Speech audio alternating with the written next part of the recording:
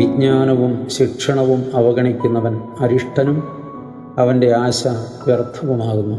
അവരുടെ പ്രയത്നങ്ങളിൽ പരിജ്ഞാനമില്ല, അവരുടെ പ്രവർത്തനങ്ങൾ അഭിവൃദ്ധിപ്പെടുത്തുന്നതുമല്ല.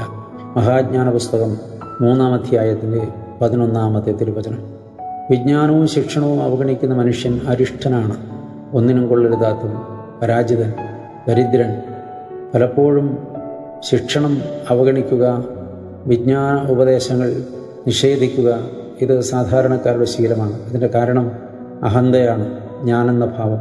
മറ്റാരും എന്നെ നിയന്ത്രിക്കേണ്ട, ആരും എന്നെ പഠിപ്പിക്കേണ്ട, എൻ്റെ കാര്യം നോക്കാൻ എനിക്കറിയാമെന്ന അഹന്ത.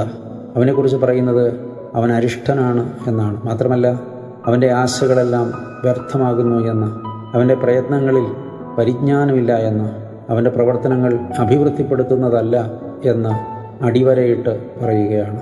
സകല പ്രവർത്തനങ്ങളിലും